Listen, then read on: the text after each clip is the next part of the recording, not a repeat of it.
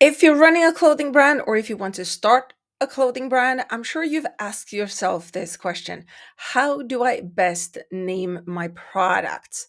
This is what I'm going to talk about in today's video. I'm going to cover strategies and frameworks so you can attack this from the right angle to make sure that it is well thought out and that you're naming your product in an intelligent and strategic way so you can grow your business.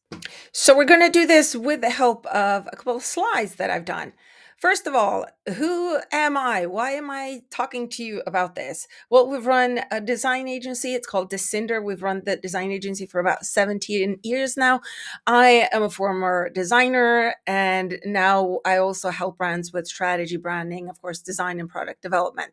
And primarily, we do this in the sports and outdoor sector. And we've done this workshop, exactly the one that I'm going to cover today, with a handful of clients because they've been running many years and they have trouble to name the products. They have different strategies. The products are not aligning, the strategies are not aligning. So all of a sudden, the products and naming is all over the place, especially now with AI, with everything e-com. You have to have a strategy in order to get traffic and to make sure that your products are intelligently named so you can grow your business. And first, why are names important? It grabs attention to the product because if the name is interesting or exciting or has some sort of a meaning, it grabs attention to the product. It shows your brand's vibe and what you are about. It tells people what's great about the product. It makes it easy to remember. It helps people find you in search, either Google or AI. It makes your team's life easier and it helps retailers or wholesalers sell your stuff easier. And so, what exactly am I talking about in terms of naming? We're talking about the actual name of the product. So, here, mid length belted shirt dress. This is Dior, name of a Dior dress. We've got Patagonia here. We've got a vest here, men's classic retro X vest, for example. So it's the actual name that you are giving to the product. It has nothing to do with the actual number. It is the name that you're having when you're birthing the product. And first, there's some basic rules for how to do this. You have to know who your customer is, because if you don't know the customer and if you don't know their world, their values, their type of vibe, this can be really clashy. It could almost scare away the right type of customer. It needs to match your brand's personality. So, first, of course, you need to know what your brand is about. You need to understand and have brand values, vision, mission, core values to define what your company and your business is about.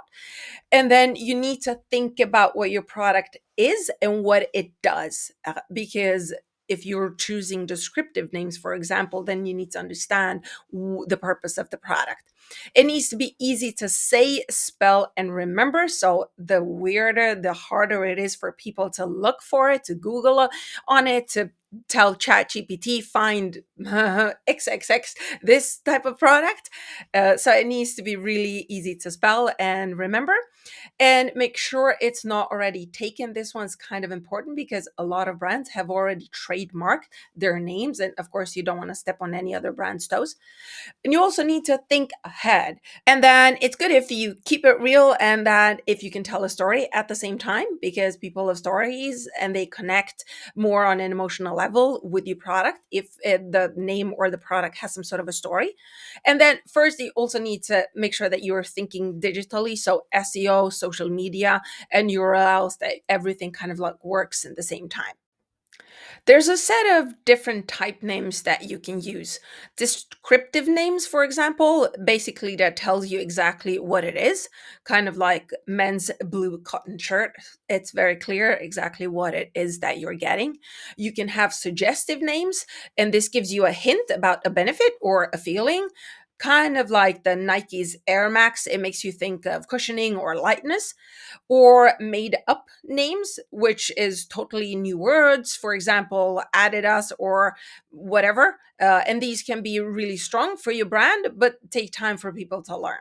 So it's nothing that they already know about or understand. They have to kind of like memorize it and get reminded of this name many times before they actually attach it to your brand or your product. And then, of course, the last one is real words, which they might have new twists. So, using a common word in a new way, like Apple uses for computers. And some fashion examples are, for example, the classic tee. That's descriptive. And then you have a special collection. And then it could be, and then you have real words with potentially new twists. So, using a common word in a new way. For example, Apple for computers. And here's a more detailed description of what descriptive naming is about. And so, what is the concept? Some brands opt for straightforward names that describe the product or its key features. Some examples here are slim fit jeans or classic white shirt. And the pros for using this is because it clearly communicates the product features, but then some cons are you may lack uniqueness and brand personality. So it is somewhat vague. And number two is suggestive names. And here you have the concept is that many clothing brands incorporate their brand name or elements of their brand identity into the product name itself. And this helps with brand recognition and consistency. And here the example is Nike Air Max or Adidas Ultra Boost. The pros, of course, are that it reinforces your identity and recognition for your specific brand. But then the cons are that it limits flexibility for new product lines or brand extension. Number three is aspirational and lifestyle names. And here the concept with this is that you use names that evoke a certain lifestyle or aspiration that you want to have with your customers to associate with the product itself. And some names and examples here are Urban Explorer jacket or Weekend Vibes tee. And then the pros here are that, of course, it evokes the emotion and aspiration in your customers for your products. And the cons are that it's a risk of being seen as cliche or maybe insincere. But you can definitely get away with it if the product is actually what you're trying to say and the world that your product lives in is authentic. Number four is symbolic or abstract names. And here you have names that actually carry deeper meaning or evoke certain emotions or concept. And these names may not directly describe the product, but can create intrigue and emotional connection. And here some examples are evergreen sweater or infinity scarf that actually doesn't say that much about the product itself, but it can tie into the product story in a bigger meaning. The pros with this is that it allows for deeper meaning and emotional connection. The cons are is that it might require some explanation from your part to actually for the customer to understand what it is that you're trying to say. And number five is that you use seasonal or trend based names. And the concept here is that you might have names based on current fashion trends or seasonal themes. And this helps to keep your product in line with what's going on. It's relevant, it's fresh, it's now. And some names are spring bloom dress or winter wonderland coat. Of course, the pros are here that it keeps your product lines fresh and relevant, but it can be really outdated and very quickly not relevant. And of course, this also limits your product from only being for that season or for that time. And you don't actually want that, in my opinion. Number six, numerical or alphanumeric names. So here we're looking at numbers or codes for naming your products. Which may signify variation models or collections. So you might have the 501 jeans by Levi's, or you might find, and the pros here is that you organize product lines and variation very effectively, but the cons are that the lack of memorability or emotional appeal. So here it could be kind of hard, and you might be wondering, okay, that number, but what does it come from? What does it mean? So it might as put a lot of questions in your customer's head that they need answers to. So you might need to do a bit more storytelling or explanation for that number or for that name specifically. Number seven is storytelling names. And here you're looking at names that tell a story or that have a personal connection, where this adds depth and intrigue to the product itself. And these names can create a sense of authenticity and connection with the actual brand. And some examples are Heritage Collection or Founders Edition. Of course, the pros are that it adds depth and authenticity to the brand, but the cons are that you risk of being too niche or esoteric. So again, there's loads of different ways you can take this, but what you're seeing here is that the name that you're picking needs to be very strategic for where you want to take the brand. Number eight, localized or cultural themes. Here we're looking at names that resonate with specific regions or cultures, especially if they have a diverse customer base or want to emphasize their global appeal. So we're looking at Sakura Kimono or Sahara sandals, for example. It definitely explains what those sandals are supposed to, the environment that the sandals are supposed to be in. uh, the pros are that it resonates with specific customer segments or region, and then the cons that it may not translate well across different cultures or regions. And number nine is unique or inventive names. And here we're looking at simply inventing new words or combining existing ones to create unique and memorable product names. And these names can help the product stand out and be more memorable. So here, for example, we have the Lululemon Align Pant or Uniqlo Heat Tech. It's their own specific name and trademark. You cannot copy that, or nobody else can use that. So it's extremely unique and authentic to their brand. The pros we're looking at are is that it stands out and it grabs attention, and then the cons are is that you're risking of being confusing or difficult to pronounce, but that usually is fine. It's not a big problem. And so we're looking at here different brand examples because I wanted you to see exactly how different brands are doing. And since we're the design agency is in the outdoor world, we have a couple of outdoor brands here as examples. So we've got Norröna here. They have a mix of all sorts of different strategies here. And in descriptive naming, they have Folketind Gore-Tex jacket. They've got brand related names. They've got aspirational lifestyle ones with Lofoten, which is actually a place, symbolic or abstract names. And here we've got the Zenith Shield waterproof jacket. They are also having seasonal or trend based names, which is Spring Breeze waterproof jacket.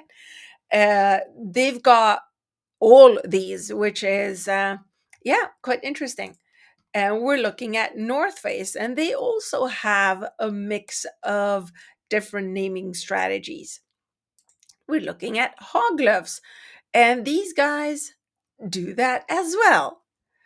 Remember, all these companies are old.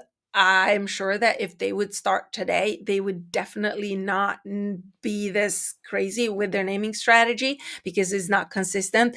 And it's also kind of hard to look for things and to build the product segments from having so many different naming strategies. Columbia as well, they have descriptive naming, brand related, aspirational, seasonal, numerical, storytelling. They're all over the place as well. And then Jack Wolfskin as well. Now let's dive into how to actually come up with the right names for your brand and for the product. First of all, you have to think about where is the brand going? What type of brand is it? What type of products are you doing? Where is the customer going in those products? What is their world? What is their environment? Have that first mapped out. When you have that, of course, you're gonna brainstorm like crazy. And you're going to note down key motifs or different colors, materials, or symbols that define the collection and your products. And then you're going to look at using different AI tools, for example, And here you're going to get as many alternatives as you possibly can before you narrow down. Preferably put each name on a post-it and put those up on the wall and group them with different themes. And then when you've done that, you're going to sleep on it for a day or two. And then you're going to shortlist your favorites. You're going to remove things that you are not finding interesting. And then I want you to also remember the naming hierarchy, because this is going to decide some sort of a system that you're putting your products in. And this means also that you can grow your product group in a systematic, clever way. So, for example, here is avalanche dress or avalanche top, avalanche skirt. You have a cohesive look. Maybe you're sharing materials, you're keeping those product in the product family. And then you're gonna look for clarity. So you're gonna say the names out loud, you're gonna get feedback from your team or your target audience, and then you're gonna make sure that it's easy to remember and pronounce. And then you're going to check for uniqueness. Make sure that the names are not already taken. This is super important. If you need a lawyer to dive deeper into this, you should definitely do that, because we've known brands that have been sued by other companies because they've infringed in their naming. And here are a couple of examples. This is Skims, and they have very descriptive names. They don't have anything complicated. It basically says what the product is about. So it is soft lounge, seamless sculpt, fits everybody t-shirt bra. That's very descriptive of the product. Why it works, it's because the customer is easy to get and understand what the collection is about. There's no names that they need to remember.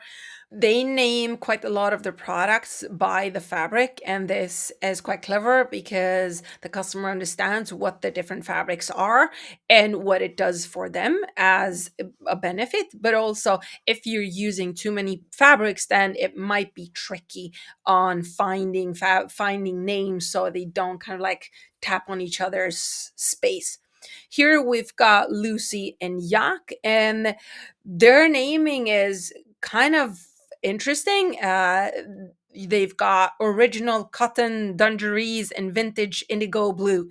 It's fun. They give their products human names like Alexa or Benny, for example. And then they also add organic cotton. So tying in the fabric to the name and to the product itself.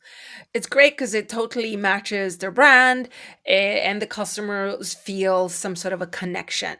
But if you have hundreds of products, keeping track of all these different first names could be a bit much. So this is kind of like a thing that you need to be thinking about. And the lesson here is, if your brand is all about being approachable and ethical, using friendly names and being upfront about materials is a great idea. It's like your clothes are your mates.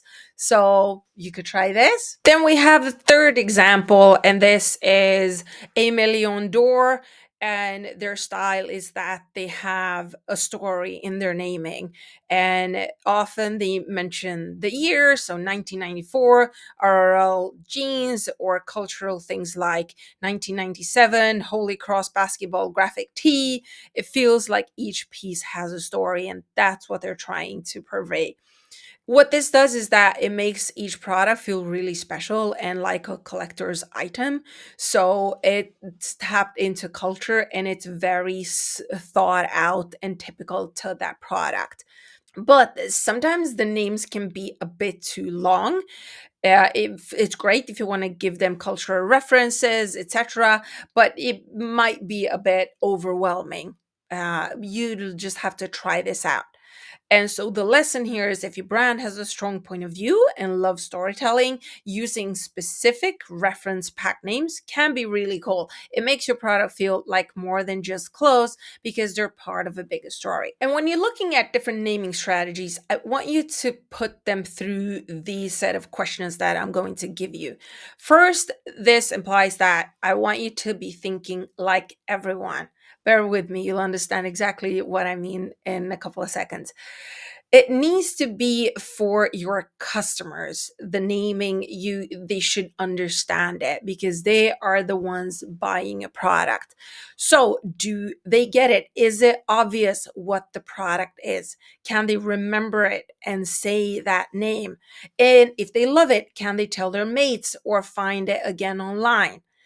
Does it give the right vibe to the product, to the customer? Does it make them feel how you want them to feel? Comfy, cool, confident, or whatever. Does it sound nice? Does it, when you say it out loud, does it actually roll well in your, when you say it? Can they relate? So basically, does it use words they actually use? Does it help them choose? If you have a few similar things, do the names make it clear what the difference is? In terms of your team, again, thinking like everyone, which here is making your life easier, your team's life easier. Is it easy for stock? Can you easily use the name or parts of it for your inventory codes, SKUs without getting mixed up? Hmm. Is it easy to talk about? Can everyone in your team, in your design team, marketing, or sales, can they talk about the product without getting confused? This one is huge. You have no idea how many times this has happened when we've worked with brands. Is it good for marketing? Does the name give your marketing team a good starting point for writing descriptions or ads? Basically, the storytelling. Does it have room to grow? If you add more products later, will your naming system still work? And again, this, I mentioned this earlier, you need to be thinking long term and growing your product segment. And is it easy to learn? Can new people on your team quickly understand your product names? And we're moving on to shops and wholesale. So basically, helping others sell your stuff. Is it clear for buyers? Can people who buy for shops quickly see what your product is and who it's for? Does it give a story to tell? Does the name give the shop staff a little story or hook they can use with the customers? Does it look good? This one's interesting. Does the name look good on tags, signs, and online shop pages? Does it stand out? Does it help your product look different from other brands the shop sells? And can they relate? Does it speak their word? Does it help them choose? When looking at your range, does the name help them pick your products over other? Is that a thing that you need to be thinking about? I think it is. And then we're looking at your own website and social media. So basically, you want to get clicks and sales and choose names that support that. So is it Google friendly? Are you thinking about SEO? Does the name have words people might search for? For example, black linen trousers is way easier for someone to Google and find than the shadow pant if someone's actually searching for linen pants. Is it easy to remember for your site? A catchy name means people might come straight to your website. Does it make people to click? In an ad or on social media, does the name make people curious or tell them a benefit so they click to see more? Does it help with the website search? Do your names make it easy for people to search and filter on your website? And is it good for hashtags? This can be huge if you're doing a campaign, for example. Is it short and unique enough for a good Instagram hashtag? A lot of questions to think about from many different angles and directions. So, again, you're seeing we want to cover every single aspect because we want you to grow. So, this is again a strategy play, picking your names, not just random. You're just whatever, half assing it. And here's your little quick naming checklist. And I want you to ask these questions before you decide on the final name. Does it fit my brand? My customers, will they get it? Is it clear or creative? Is it easy to say and remember? Is it free to use? Is it different enough? Is it timeless or trendy? Does it give good vibes or does it have good vibes only? Can I add more later in terms of the names and expanding on your product? Is it easy for the customer to remember and spell it and say it? Is it easy for my team? Is it easy for shops? Is it good for my website? Hmm. And then some final takeaways for this workshop. Picking the right name, as I've already mentioned, is a strategy. So do take your time when choosing the names and use the names to tell a story, to connect with your audience, and to make it easy for people to buy. And the names should be right for your brand and your brand's future. So I want you to think long term, not just now, not like fast fashion, quick, expendable things.